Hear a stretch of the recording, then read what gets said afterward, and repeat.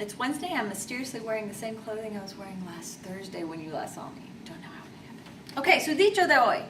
Entre más tienes, más quieres. I think that's pretty self-explanatory. The more you have, the more you want. Okay, she had a blank. Our camera person had a blank look. I had to think she'd jump in there, but she didn't. Okay, y su diario. Okay, on this case, we're going to be using our commands a little bit more in your diario today. It says, necesitas que te ayude tu hermano a limpiar la casa. Escribe 5 mandatos originales. Okay, so you're needing for your brother to help you clean the house. You're going to write 5 original commands. Okay, think of whatever you'd ask him to do, and you'd be doing informal commands in this case. So not your formal, but your informal. Hopefully, yesterday's directions were all in the formal command. If you did them informal, that's okay too. But it's good practice both informal and formal. I don't think we get a chance to practice a formal enough. Okay, so take a few minutes and do or write out your diario, porque lo van a entregar hoy. You are going to turn them in at the end of class today, along with your work for today. Okay. Hoy vamos a hablar de gramática, nuestros pronombres. Pronombres are your pronouns. Okay, so we're going to start with our direct and indirect object pronouns. Our indirect object pronouns, I call them your IOs. Answer, para quién y a quién. So to whom and for whom. To whom and for whom. Okay, and they are me, te, le, nos, os, les.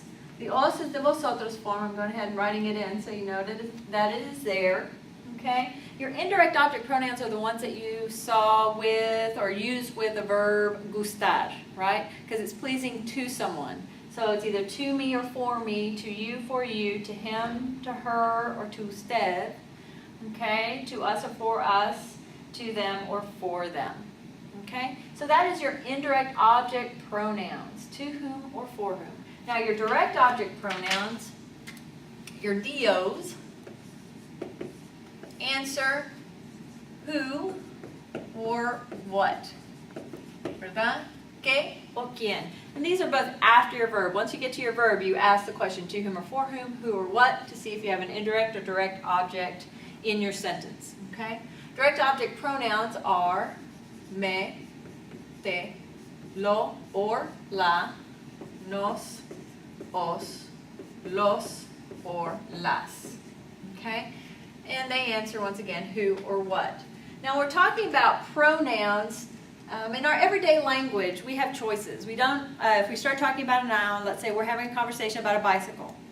Well, the bicycle's new and it's nice, and the bicycle this, the bicycle. Sooner or later, we're going to say it. So it's nice to know how to use your pronouns and when to use your pronouns. Your indirect object pronouns must be used if you have an indirect object. There are no choices. That's grammatically correct, and the only way would be grammatically correct is to have an indirect object pronoun if you're using or if your sentence has an indirect object. The only exception is using para. Okay? Now your direct object pronouns, you always have an option. You don't ever have to use them. But that's the one that you want to use when you're talking about they bought a bike for me. Okay, they bought me a bicycle. This bicycle's really nice. This bicycle my friend wants to see. Okay, you don't want to keep repeating the same noun. Okay, so what we're going to do is see them in a regular sentence first, and then see them with our commands. Okay, in a regular sentence, your indirect and direct object pronouns go in front of your conjugated verb. And I know we talked about this the other day. We brought it up where our pronouns go. They can go in front of a conjugated verb. It can go attached to an infinitive or attached to a present participle. Those are your ando yendos. Okay? So it is always safe to put it in front of your conjugated verb in any sentence. So let's do a couple of practice sentences and see how they work. Can we move the... Okay. All right, so let's say Elena, and I think we've done a sentence with Elena preparing food before. Prepared me a cake. Okay? So she prepared me a cake. We're going to start with Elena. If she prepared, that's past tense, done and over with, so we're looking at pretérito. Okay? preparó. Okay, so she prepared what for whom? Okay, she prepared a cake for whom? For me. So in the format, it will always go indirect and direct object pronouns. Okay, that's the order. If you're going to use both, there'll be io, then dio, and then your verb. So we have Elena, to whom or for whom? Well, for me. So we look at our list, and me would be for me, so me. And what word we're going to use for cake? Well, I'm going to use el pastel. El pastel is singular and masculine and answers the question what she made, what she prepared. So you go down your list, and it, masculine singular, is lo. Elena me lo preparó. So in essence, in English, it's saying Elena prepared it for me. You can't use your pronouns until everyone knows what the nouns are. So in context, in conversation, you have to have already mentioned what we're talking about before you start using a direct object pronoun. Because if I go up to you and say, oh, she prepared it for me, Elena prepared it for me, you're going, what did she prepare? Okay, so you need to have that explained in a conversation or in context, in dialogue, before you actually start using the pronouns. The me is mandatory, the lo is not. So let's say we only wanted to use our indirect object pronoun. That's fine. You wanted to say cake because nobody would know it. And otherwise, it would be Elena me preparó el pastel or un pastel, a cake. It says a cake, so let's not use el pastel. It says un pastel. Okay. So, and once again, if you wanted to add stuff, you know, Elena me preparó un pastel de chocolate. Oh, chocolate. That was nice. Chocolate para mi cumpleaños. You have a nice sentence all structured around your base. She prepared me a cake. What kind of cake? A chocolate cake.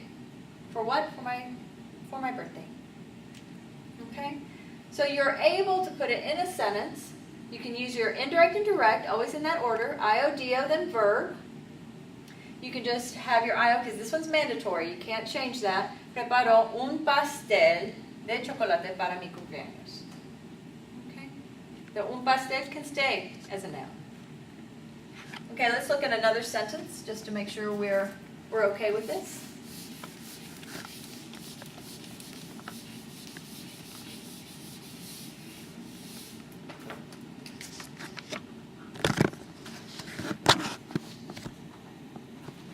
Susana, what did Susana do?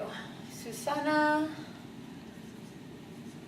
oh, let's say she wanted to do something. So we have our double verb, so you can see the two places it goes. Okay? Susana wanted to write, me a letter.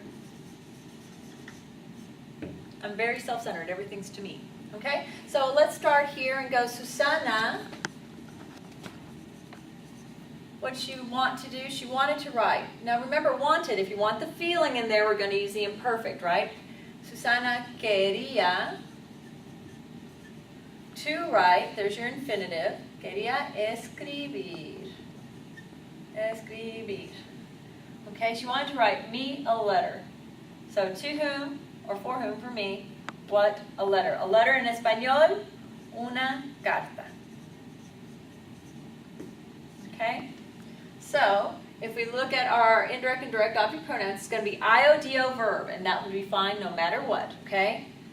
Me, okay, the dio is a letter, una carta, singular and feminine, so it's not going to be lo, it's going to be la. So, we have ella, Susana me la quería escribir. She wanted to write me it, right? Or, in this case, because we have two verbs,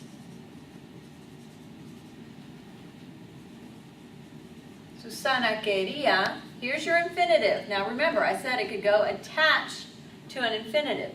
Escribir me la. It sounds like one long word, and it is. It's all attached. Susana quería escribírmela. Okay?